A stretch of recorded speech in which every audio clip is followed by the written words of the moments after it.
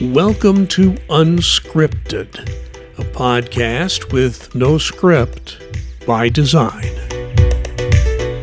We're not following a plan, and that's exactly the point. This show is about whatever's on the minds of your hosts, Larry Lannan and Duncan Giles. We'll dig into what's happening in the world, and just as importantly, what isn't making headlines this week. So, with that, let's get started. The conversation could go anywhere because we go wherever the microphones take us. Here's Larry Lannan and Duncan Giles. I'm Lannan, he's Giles, and this is Lannan and Giles Unscripted. And today is September the 12th of 2025. Duncan Giles, welcome back. Thanks, Larry. It's always good to be here. Now, you have a background today for those who don't watch this on video. At first, I thought you were on the ocean, but I was corrected quickly. You're just on a very large lake. Yep. Just came back this week. Did a couple of short days up in Michigan and had a great time. This was a bucket list trip type thing for my wife, Kim. One of the things that she's always wanted to do, is pet a bear, in particular, a black bear. And you try and do that in the wild, and it can be a touch dangerous. There might be a few problems with that. So we went to a place in northern Michigan, which they call the UP, Upper Peninsula, for those not familiar with it. And there's a place called Oswald's Bear Ranch. And this is a bear rescue where they raise cubs who have been abandoned by their mother, or their mother's been killed by hunters, or whatever the thing is.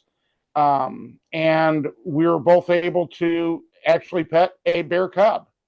And it's funny because posting it on Facebook, some people were like, well, we didn't think the bear was actually real. It looks like a stuffed bear. Well, Kim had my awesome wife, Kim, had actually done a little bit of a video when I was petting the bear, even though she wasn't supposed to. And so, yeah, you can tell that the bear cub was enjoying their ice cream, because that's how they get the folks to do the photos. You hold a large stick with a ice cream concoction at the end. And when you move that ice cream and the bear wants it closer to him, I can tell you that even as a young cub, they're pretty freaking strong. Well, the key is feeding the ice cream to the bear and keeping your hand intact. Yeah, it's a long stick for just that purpose, because they enjoyed that ice cream. The other thing that we did is Kim enjoys collecting stones. So we went to the planned place that we went on our last day was called Petoskey, Michigan. And there are things called Petoskey stones. They're a very particular type of stone, different coloration, things of that nature.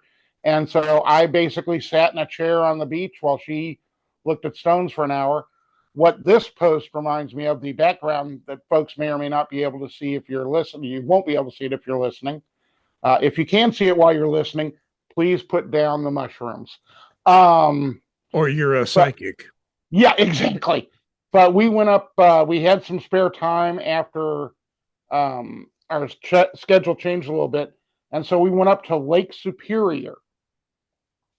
Now, for those of you who aren't familiar with Lake Superior, it is the largest of the Great Lakes.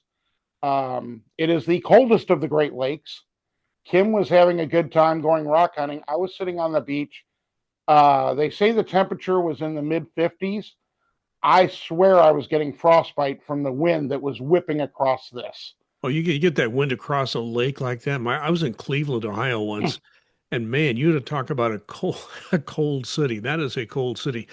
And it's because you've got that huge lake. And once you have that air chilled by a lake, there's really no kind of cold like that. And you experienced that yourself, didn't you? Yeah. And Michigan is, the Lake Michigan that we were on when we're doing the Petoskey, in Petoskey when she was looking for Petoskey stones, was a big breeze, but it wasn't cold. This one from Superior, and again, Superior, largest of the Great Lakes. This is where the Edmund Fitzgerald sang the famous song from 1974 from Gordon Lightfoot. And, I basically posted on my Facebook, I can absolutely see how they can become frozen, because they call it the ice water mansion down below, because that wind was whipping something fierce. I mean, it was just coming straight down from the north. Now, when you went up, by the way, in Michigan, when you go to the Upper Peninsula, the people who live up there are called Yoopers. Absolutely. They're the Now, do Yoopers you know of what they call Michigan. the people who live in regular Michigan below the Upper Peninsula? They are called what? Trolls. The reason that they are called trolls, and I found this out this trip, it was fascinating. To get to the Upper Peninsula of Michigan, you have to cross the Mackinac Bridge, the Mighty Mac, as it's called, and it is one of the largest suspension bridges in the world. As Kim was describing it to me when we were going up there, it can sway. It's built to sway and can sway in heavy winds up to 30 feet. And I was thinking about this, going, "Wow, this is could be very interesting." Well, of course, when it's swaying, you don't really feel it, and it was swaying a little bit. But the way that it came out is that if you are below the Mighty Mac, you are a troll because you're under the bridge. If you are in the UP after you've passed over the Mackinac Bridge, the Mighty Mac, you're a Yooper. There are people that I have known and family members of mine who are terrified of driving over that bridge. I have driven over that bridge. It doesn't bother me at all. I'm very aware of the sway. It's there. It's built into the thing. But it can be terrifying if you think about it too much, which of course I tried not to do. If you ever, the best part of that whole area, and I think I've talked about this to you before. I don't know if we haven't talked about it this podcast, but I absolutely love Mackinac Island. I assume you didn't have time to go there, but Mackinac Island is one of the greatest places in America because it's one of the few places where there are no mechanized transportation, except I think they have one ambulance and maybe one fire truck. Everything else is horse-drawn or you ride a bicycle. Yep. And it's so quiet and peaceful there. It's hard to explain to somebody. I took a bike ride all the way around that island once, and it's just a wonderful place to visit. And by the way, they also have what I consider to be probably the best fudge in the world. Yeah, the fudge is really big up there, and yeah, we saw several advertisements for it. And yeah, the fear of the Mighty Mac is real because a lot of people get very, very nervous going over it because it's interesting. If the speed limit on the Mighty Mac is 45 miles an hour for cars, for trucks, for semis, because that's how the Yoopers, the Upper Peninsula, gets their supplies, has got to be, either railroad, which is rare, or the vast majority of it comes by semis. Or boat. And, yeah, or boat. But that's even more cost prohibitive. That's the only way you can get out of Mackinac Island is by boat, by the way. Yeah, by Mackinac, yeah. Or in the winter, you can do it, depending upon how cold it is, by snowmobile. That whole thing ices up as long as it's icy enough, and you're not in a dangerous situation where it might break on you. It's cold up there, as you know. In the wintertime, it's those people who live on Mackinac Island have to get around to snowmobiles. But it's one of those situations where you can walk over that whole lake. It is that cold during the wintertime. Yeah, absolutely. And what really fascinated me about the Mighty Mac was if the wind's swaying enough, if it's blowing it enough, they basically have escort vehicles for the semis to basically be in front of them to make sure that they do not exceed the 20-mile-an-hour speed limit. Now, when we went up there, it was windy both times when we came over and then came back. It was windy, but not near that windy. Well, one thing about me, anytime I've been on that bridge, they've been doing work on it. It's like they're constantly doing construction on it because they have to. It's so long, Yeah, and it's almost an engineering miracle that that thing ever got built. And it really is. uh, Yeah, and you're exactly right. You want them to do that construction constantly because let's make sure this bridge is safe. But yeah, the Upper Peninsula of Michigan, for those who haven't been up there, is a totally different experience. For the one night that we were up there, uh, we stayed at literally a motel, one of those old roadside motels that you might have seen in the 50s or 60s before the interstate system came in. You know, it's just a strip mall. It was a nice hotel off the beaten path. Um, but you could hear the truck noise on, when they're going through from the state road. But it was, a clean hotel, a basic type thing. But that's the type of thing that you have up there. So it was really a great trip. Kim had a great time. Anytime she's able to cross something off her bucket list, like petting a bear. And we talked some to the son of the owner of the Oswald Bear Ranch. And that's what he explained. We're trying to do good. We're trying to help these cubs that otherwise could be killed in the wild because they just don't have a parent. They don't have a mother bear watching over them. And Duncan, you'd realize now next time that Kim wants to pet a bear, say, all you have to do is go to Epic Universe and you could pet a dinosaur. Pet a dinosaur. Animatronic, but No, it's an animatronic. But I hear it's very real. Like, we all know what a real dinosaur is like we really do. Yeah, I haven't been quite around that long, although some people think I have. Well, I think I'm older than you, so I can talk more about that. Okay, Duncan, you know that no podcast, unscripted podcast, would be complete unless I gave you my Guinness World Book of Records story of the day or the week. I have a new one.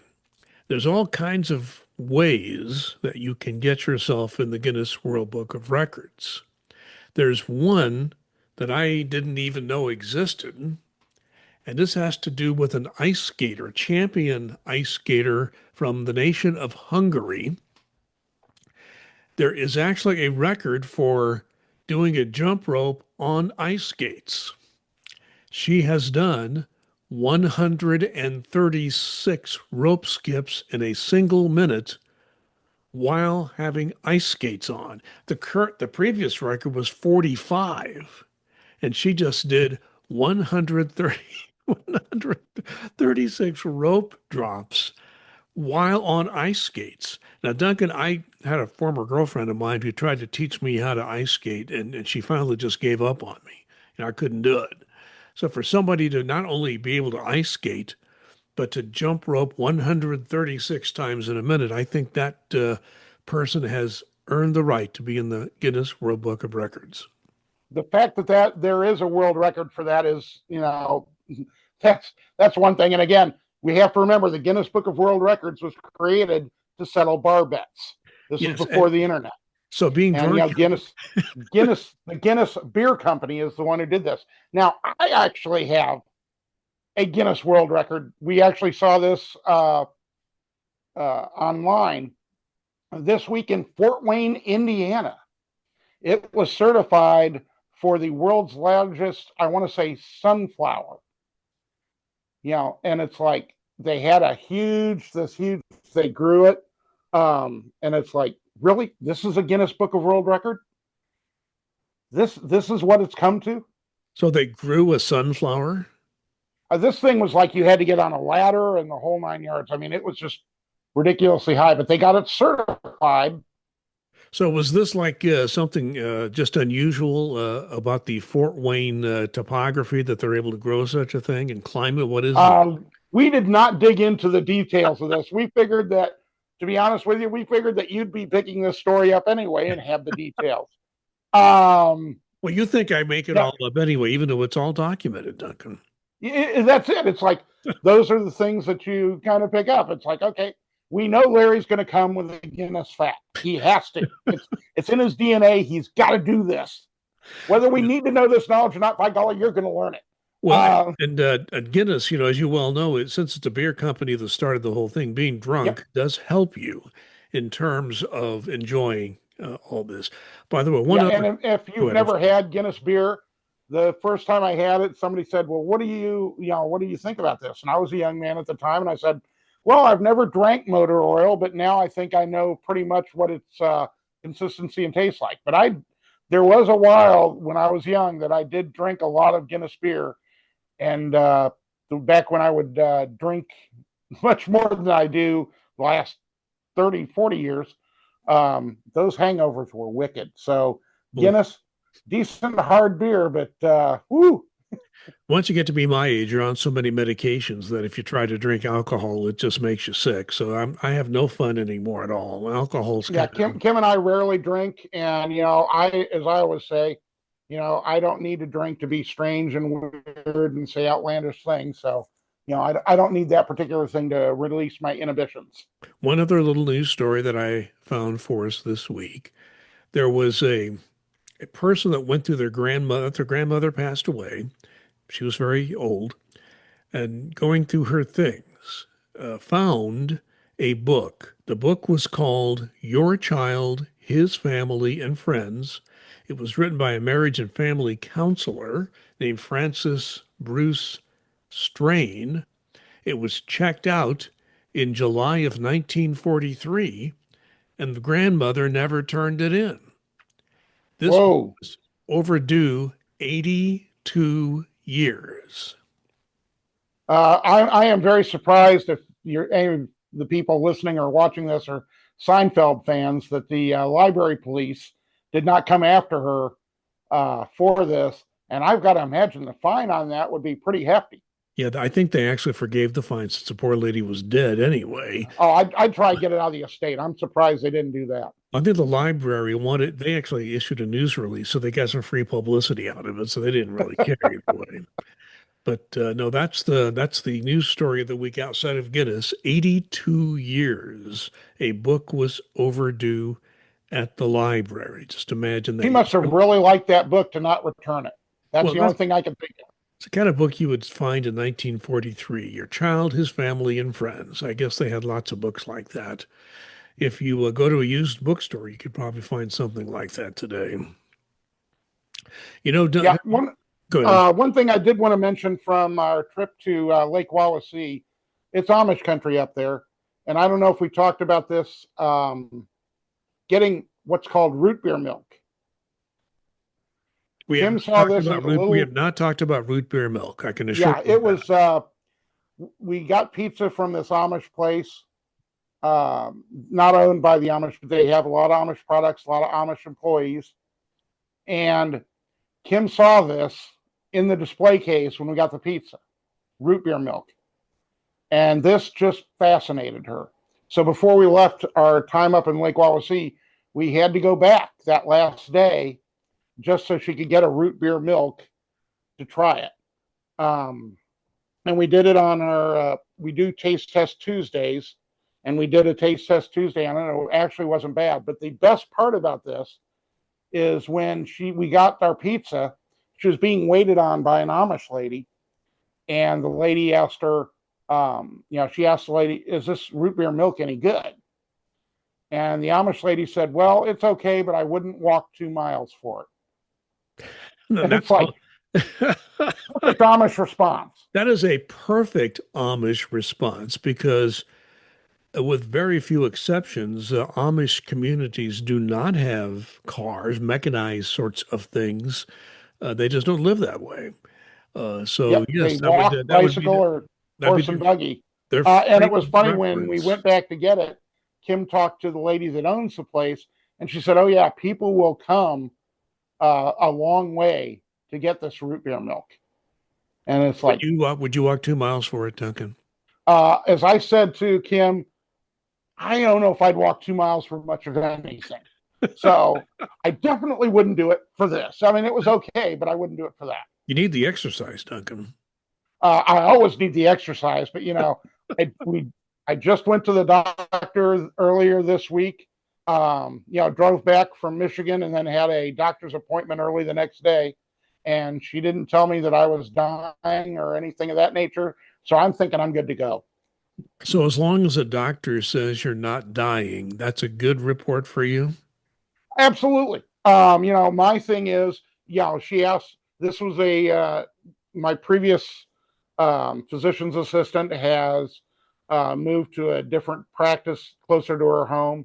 So we had a new one. And, I try and break them in when they ask, do you diet? No. Do you exercise? Sure, let's call it that. Waking up and getting out of bed in the morning? Sure, let's call it that. Just prescribe me the pills you want me to take, and I'll be more than happy to do it. But Kim and I did get a lot of exercise yesterday. We hadn't been to a game this year, so we went to an Indianapolis Indians game. First game that we've had this year, and we did a lot of walking because we went in the wrong entrance for where our seats were. So we had a nice walk basically around Victory Field, which if folks have not been there, either local or far away, it's been voted one of the best minor league fields there is. And it still holds up well today. The Indians didn't play well last night. They lost to the Iowa Cubs. A lot of Cub fans there. And it was $3 beer night. So we watched a lot of people do stupid human tricks. But it was great to get out to the ballpark, perfect weather, and a lot of walking. So I got my exercise in there. Yeah, that ballpark is right there in downtown Indianapolis, what's called the White River Park area, which is a very nice area, has a lot of different amenities there. And the man who designed that ballpark is the same one that designed Camden Yards in Baltimore.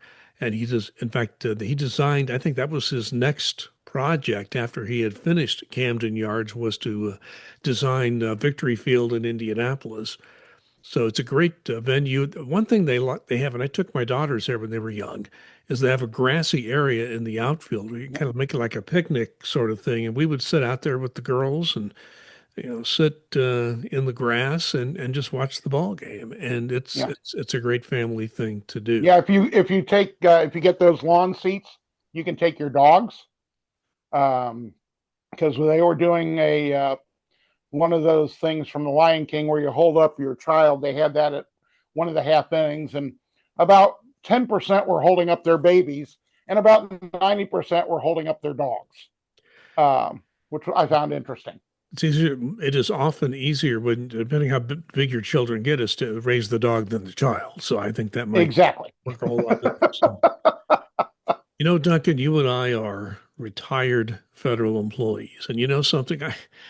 It looks like there is a possibility of another government shutdown. And I must say, I always, well, a couple of thoughts on that. Number one is that there's nothing quite like staying home, knowing even though they're not paying you now, they got to pay you later, which they've always done, unless you're, what do they call it? Accepted. Accepted. If you're accepted, then you have to work and hope that they will pay you later, which, does happen, but you don't get paid right away. Uh, what I always thought was hilarious were these members of Congress and senators, they would have to tell their staff not to show up. Remember, senators would sit there in their office and actually answer the phone themselves from constituents. I thought that was funny. I wonder what those conversations were like. I'm sorry, he's not available. Please call back. We can take your name and number, and somebody will call you back within 30 to 45 days. Oh, that's pretty optimistic, 30 to 40. Well, I'm saying if I was a senator or representative and didn't have staff, that would be probably what they're saying to them. I worked my very first job in broadcasting was in radio, and I worked at a radio station where there was no microphone in the control room. He didn't trust any of us to talk, so we just changed records and tapes manually is what the job was. Watched the transmitter, did things like that. And when bad weather would come in, people would call the radio station. Well, I had no idea what was going on. So I asked the owner who managed the place as well. He was an old engineer from the old days of radio. And he said, well, just take a message and tell them somebody will call back. And we probably won't, but just tell them that. And that didn't always work all the time.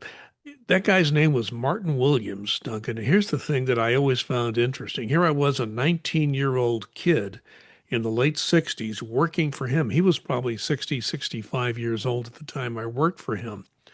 Martin Williams, when he was in engineering school, met a man when he was in engineering school by the name of Guglielmo Marconi. Do you know who Marconi was? Oh yeah, big Marconi time. is the man who invented wireless communication. It started off with Morse code and morphed into voice, and then years Yeah. later, that all communication was wired, at that time with Morse Yep. code. And he basically invented, he was also a fascist, but that's another thing. But There's that. a side comment, but he was the man who invented it. So isn't it interesting? I'm 74 years old now. But as a young kid, 19-year-old kid, I worked for a man who had met the man who invented wireless communications. I thought, man, isn't that something? It's a reminder to all of us, like over the last 100 to 200 years, just how far technology has come in such a short amount of time. Absolutely. And that your story is a great, great example of that. The 7 degrees of Kevin Bacon, where everybody knows somebody and things of that nature. But I mean, that's just a direct link. You knew that you met that person, you did that and now you're still here today. So it's fascinating because when you were saying that, I was going, boy, if he's that old and this was in the 60s, he might have been around at the advent of where radio started to be big, and he probably wasn't far after that. So, okay, Duncan, we're running out of time. One quick comment that I have got. I'll make it a quick one. I mentioned my age. I was 12 years old when John F. Kennedy was assassinated. I was in a high school when Robert F. Kennedy and Martin Luther King were assassinated. And it wasn't that many years after that before George Wallace had an assassination attempt which crippled him. Gerald Ford had at least two assassination attempts while he was president. The only thing I'm going to say real quickly is I'm really at the point now in my life where I'm beginning to understand that political violence really doesn't get us anywhere but more political violence. So I think we need to tamp it down. And the victim in this state, it wasn't exactly a peacemaker himself, but that shouldn't make any difference. The Right. fact is, nobody had the right to shoot this man and kill him. He had a very young family. I mean, it was just not a good thing at all. So I just think we have to really think about political violence now, what it means. And, we, as a country, and we don't always like to admit this, we've had a violent history as a nation. That's how it's there. We have to deal with it. And this is part of that violence. But the only way we're ever going to get over this is to tamp it down and take down the temperature on this. And that's all I'm going to say. And I'll give you a chance to make whatever last comment you want to make about that or Yeah, anything else. I totally agree with you. Violence is never going to be the solution. Even if you abhor what somebody is saying, there's something called freedom of speech. So as long as you're not saying fire in a crowded theater, they have the right to say whatever they want. If you don't like it, tune it out. If you disagree with it, just walk away. I have people on, you see political arguments on Facebook or Twitter or any social media site anymore. And it's like, just walk away. If you disagree with it, scroll on. Don't have to read it. That sort of thing. So, but to go to that extreme, and it doesn't matter left, right, center, whatever you are, it doesn't matter. Violence is never the answer, and everybody's been guilty of it. And we do need to tamp it down. It's funny. As I mentioned before, I write a local news blog where I live in Fishers, Indiana, a suburb of Indianapolis. And we have a local politician that's always advising everybody he knows, don't engage people on social media. Yep. When they say things about, don't ever engage. So what did he do? Somebody came after him and boom, he couldn't resist. He had to engage with him. So we said, okay, we told you so. Just so I think he learned his Yeah. lesson. I don't think he did it after that. But Yeah. And the sometimes thing is, when is the last time that engaging in social media changed anybody's mind? it doesn't. And there've been studies done about what will change people's minds. And getting into an argument with them vehemently is not a way to change somebody's mind in Yes, any sir. case.